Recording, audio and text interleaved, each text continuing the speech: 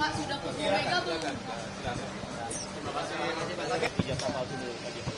Khusus sih nggak ada yang terlalu khusus ya, masih kita sudah hampir final persiapannya. Namun kan spill ya, aduh. Sejauh ini Sementara ini sih mungkin ada sekitar 4 orang yang kami sudah dokumen dan bukti-bukti pendukungnya, yang kami yakini juga, yang kami percaya bahwa ada dugaan tindak pidana di situ. Itu kan hanya sementara ya, mungkin nanti perkembangan lanjutan. Atau warga biasa itu Bang, atau Mungkin nanti kami sampaikan di kesempatan berikutnya. Namun persiapan kami bisa dibilang sudah rampung. Tinggal nunggu perintah dari Pak Jokowi kira-kira seperti apa. Masih didiskusikan lah, masih diskusi. gimana Bang? Mobil SMK. Kami belum diberikan arahan untuk menangani khusus untuk perkara itu, Mas. Kira-kira berapa persen Bang hampir-hampir? Wah, kalau dikuantifikasi berapa persen ya? Mungkin 95 ya? 95%. Kalau dari sisi persiapan, tentunya kan kalau kita kuasa hukum, persiapan hukum. Kita lihat analisis normatif yuridisnya seperti apa, bukti-buktinya seperti apa, kita kumpulin semua saksi-saksinya, data-data perbuatannya dilakukan kapan, oleh siapa dan di mana, itu semua harus tentunya kita lengkapi. Dan itu sudah 95% kalau ditanya jumlahnya. Pak Jokowi sudah melengkapi dengan Bang Yakub itu sejak kapan sih Bang sampai dikumpulkan bukti-bukti? Gini Mbak, bahwa sebenarnya kalau kasus ini kalau kita bedah lagi kan sebenarnya sudah 2 tahun lebih ya, sudah berjalan. Dan ini dari Bapak Jokowi mengambil posisi yang sangat pasif.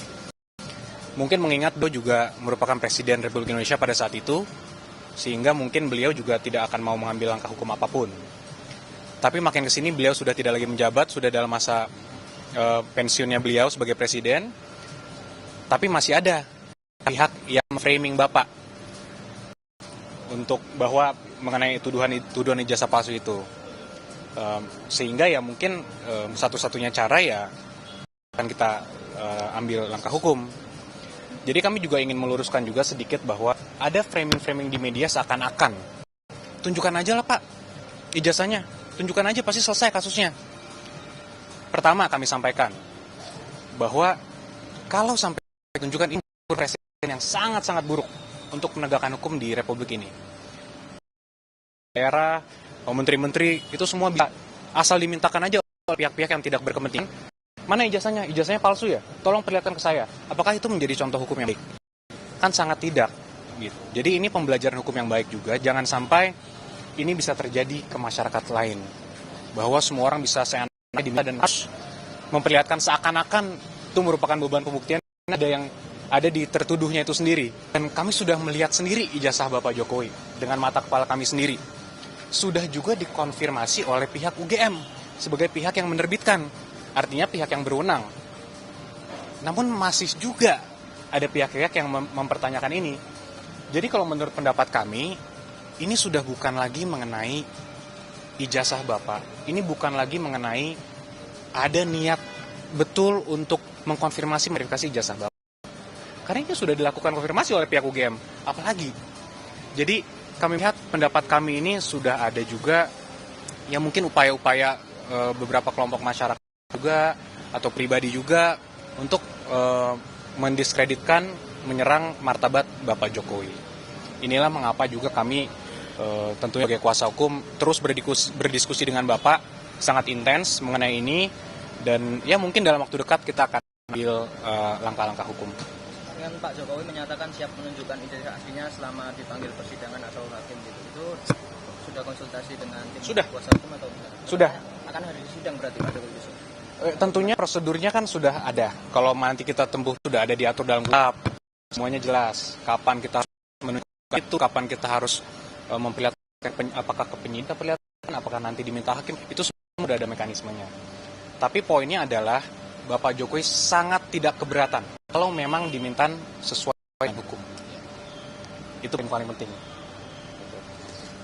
Ini laporannya langsung ke pengadilan atau ke kepolisian terlebih dahulu? Masih kita tinjau lagi. Namun sepertinya pidana perdata sih tetap kita cadangkan hak hukum tersebut, hak Bapak. Cuman di masa dekat ini mungkin akan kita tempuh jalur dana mungkin. Mungkin ada tim kita sekitar 15 orang tim kita. Ada tambahan mungkin? Cukup, kita hanya mau menyampaikan tadi kita menyerahkan kepada Bapak itu sebenarnya hasil report kajian kita. Jadi yang tadi Bapak bawa itu detailnya. Sehingga memang seperti tadi Pak Yaakob bilang, kita sudah rampung dan siap untuk tayang, kira-kira seperti itu. Dari saya cukup. Puas tidak puas kan ini lebih kepadanya Bapak menyayangkan, dan oleh karena itu kita pers untuk menyiarkan suatu hal yang benarnya, sekaligus menyampaikan kepada masyarakat untuk menghentikan narasi-narasi negatif dan sampai seperti itu. Kan ada opsi sebelum nanti akan melakukan laporan. Jadi sebenarnya apa yang kita sampaikan ini dan kemarin konferensi pers itu sudah terbuka. Kita sudah bilang hentikan, tolong jangan sampai melewati lagi, tapi masih terus, artinya ada niatan.